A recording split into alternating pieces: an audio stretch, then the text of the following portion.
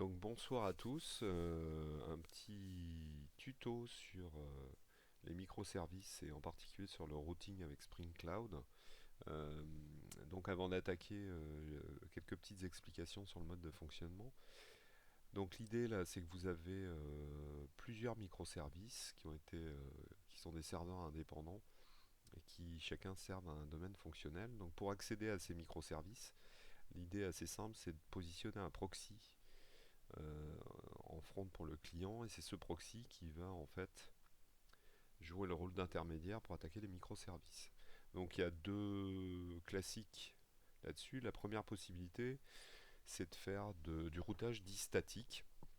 Donc vous allez définir dans votre proxy que toutes les URL, par exemple, donc ça c'est un exemple Zool en routage statique, tous les, toutes les routes qui sont demandées dans l'API qui commence par autant vont être envoyées sur un serveur sur le port 8080 de localhost. Tout ce qui commence par Motus va être envoyé sur un autre serveur et ainsi de suite. Donc en fait, vous servez de la racine de l'URL ou d'une partie de l'URL de manière statique pour savoir sur quel service vous envoyez. Alors l'inconvénient de ça, évidemment, c'est que si vous changez l'URL du service correspondant, par exemple, si vous faites un Docker Compose et que donc chaque service a une adresse IP, et ben, il faut réécrire à chaque fois votre configuration de routage. C'est embêtant. Du coup, l'idée, c'est d'utiliser un service intermédiaire qui s'appelle un discovery, qui va lui en fait faire l'intermédiaire entre le proxy et l'endroit où sont déployés vos services.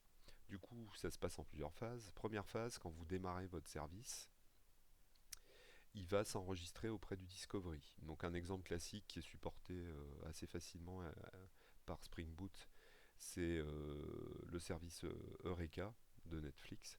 Donc vous avez le serveur Discovery qui est en fait un serveur Eureka, et chacun des services va être un client Eureka et au démarrage va aller automatiquement s'enregistrer. Alors l'enregistrement est assez simple.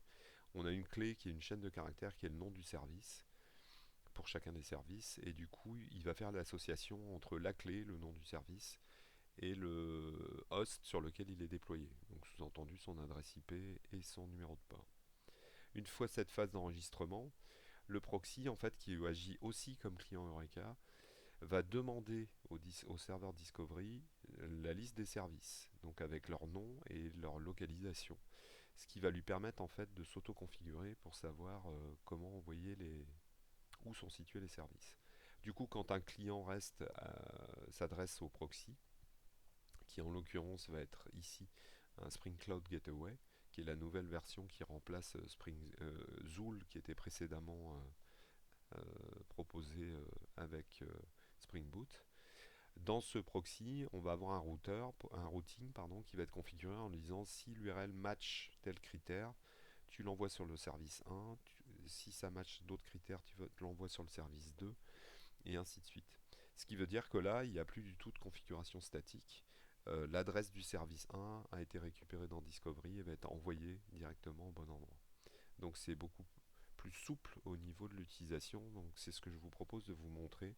On va configurer un service, deux microservices, euh, le Discovery Eureka Server et un proxy avec Spring Cloud. Vous allez voir, c'est assez rapide et facile à configurer.